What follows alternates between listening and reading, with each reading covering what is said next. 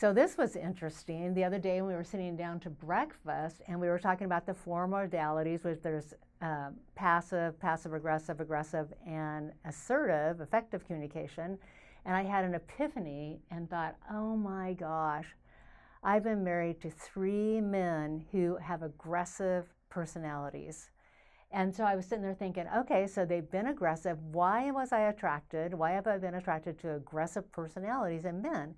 And then it dawned on me that as a child, my mom was very, very aggressive. And in countering that, my father was very, very passive.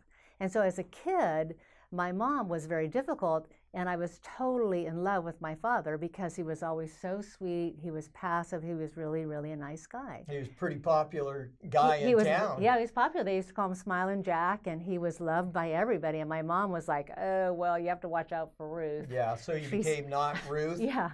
When I went through therapists for years, my therapist said, you know, I'm tired of you being not Ruth. You need to figure out who Freddie is. And so here it is.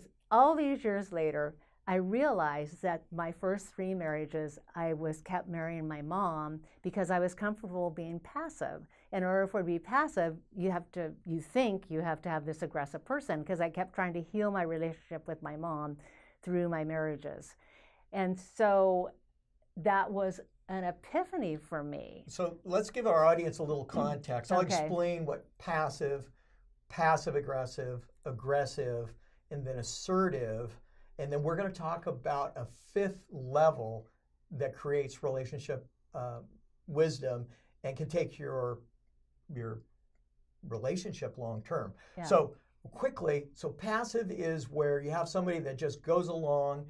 They don't want to ruffle the conversation. They'll just say, okay, whatever, and they'll just go along. And they're a great, easy friend to have until they hate confrontation. They hate confrontation. Yeah. And so what happens is when confrontation happens and they get fed up, they leave, or they actually blow up. Like, for instance, what wasn't that? Like with my dad, he was always really, really nice, easy go and everything. But a couple times in our childhood, he actually blew up, and so then he was angry and yelling for the last 10 years worth of frustration. He was so frustrated. It was like, whoa, as kids we're all going, ooh, is that Dad? Woohoo! Who's that person? Yeah, who's that Showed person? up and there's a nuclear plume over the house, radiation fallout. Yeah, kind of like, yeah, you know. So that happens with a passive person. And the other thing is that the next thing is a passive-aggressive person, which is similar. They're going along, but when they're offended, they're going to look to try to get even in a silent, subtle way to balance the scales. And so that's kind of a passive-aggressive. Yeah. I want to also make this clear. We are all of these. Yeah, we have, depending upon the circumstance and the different things that are happening, we are all of these. Yeah. So it isn't like there's just one strict, oh, you're passive or you're passive-aggressive, or like we're going to talk about aggressive. So aggressive behavior or conversational styles is they're very direct, and it's more like a conversation of it's my way or the highway. And you know, that's very difficult in an intimate relationship. It just doesn't really work. And a lot of times the aggressive person will have a passive person as their partner. That was the case in my first marriage. I was more aggressive.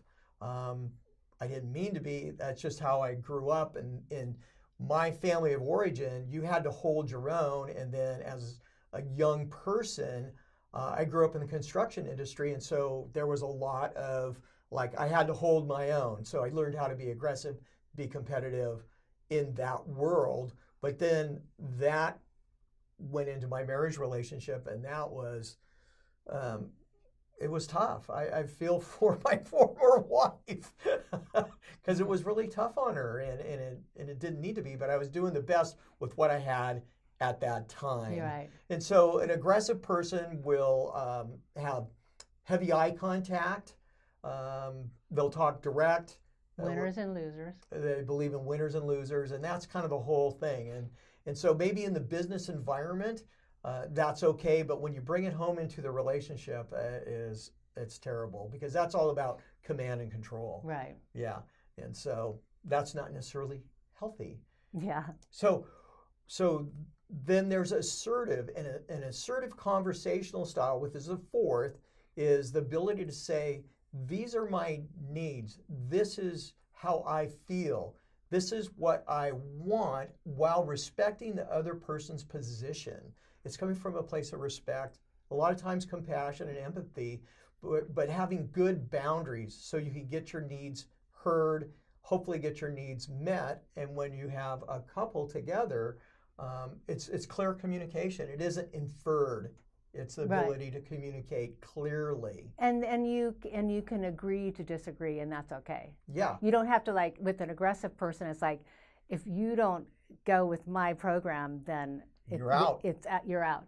And when I managed a large corporation, I kept having people come in to my office, and all they had was complaints.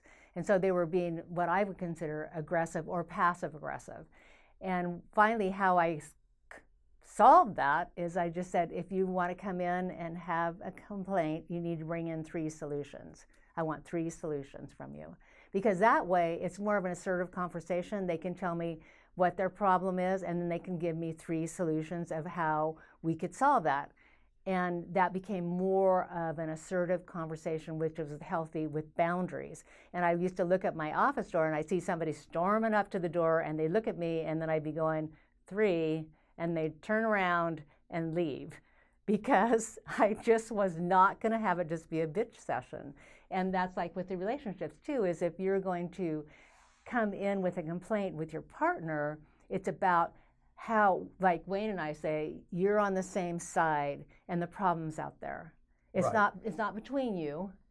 It's a problem that's out there, and you're here as a partnership, and you're going to look for solutions to that problem. Or if there aren't solutions, and you're just going to agree to disagree, or because, like we said, it becomes a humorous tolerance, and it's not a divorce court irritant. Right. And the thing about, you want to develop relationship wisdom in your conversational style, which what we call is effective positive communication.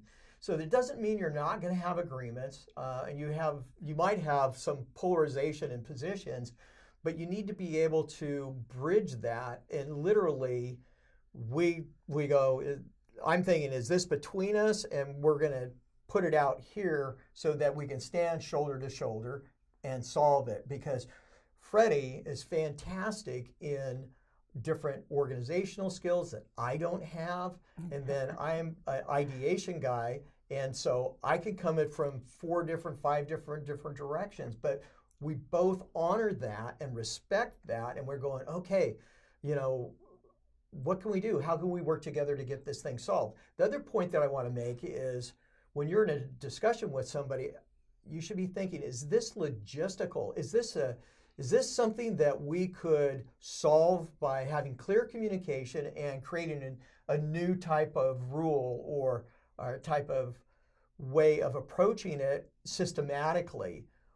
Or is it something that we need to discuss and we need to manage as it comes up in the relationship, and be able to, have each other's back? We don't necessarily agree on things, but like in my company, I learned to possibly do this in our relationship, is if I say, well, I want to go in this direction, and Freddie goes, oh, this is scary. This isn't going to turn out well. But I go, well, I really still want to do it. And then it's her job to kind of point out different things that could go wrong. And then we can kind of bomb-proof it, or we can kind of compromise and lean into whatever we're going to do, and then constantly engage and monitor how it's going on. Because for Freddie, it might be really scary, but for me, it's like my natural state. Well, and our joke is when I'm freaked out, then Wayne knows it's a great idea. But we have to lean I'm like, into whoa. it. And he goes, oh, it's a good idea then. Yeah, but we're able to do that because we've developed positive and effective communication. So when we start going down the rabbit hole of confrontation, it's easy for us to catch it early, do a repair attempt, to like, whoa, whoa, whoa, we're on the same side. And we've actually done that because Yeah. we've been through some rough stuff, along the way. In a 30-year marriage, you're going to run into that. But we could quickly catch that and then go, okay, hey, we're both on the same side. Let's figure this out. Let's use our superpowers of communication and our differences to really get out there and figure it out. And we've been able to do that. And actually, our relationship continues to grow and get stronger because of it, instead of we're trying to figure out how we're going to get out of the relationship, or we're going to live separate lives, Yeah, parallel lives. And, loss of passion, what are you demonstrating to your children if you have children, all these things. What you want to be able to do is model, great communication skills, Yeah. positive and effective communication skills. So in our masterclass, we really talk about it in great detail, all kinds of different techniques on how to be able to communicate effectively when people are in their different modalities. Because like Wayne said, you're going to use all 4 of those. It just that it depends on if you're triggered, what's going on in your workplace, whatever it is. So what we do in the class is we teach you how to pull yourself back out of that hole, how to dig yourself out of it again. Right. So that you can effectively communicate. Right, and it's especially important for your personal relationship, developing that relationship wisdom, because the problem in relationship, if you are strictly working on command and control, a power structure, winners and losers, there will be losers, and the loser is going to be your relationship. Yeah. So I hope this conversation really got you thinking about stuff, maybe a little bit of background. Yeah. And we believe in you, and go out and find your mate.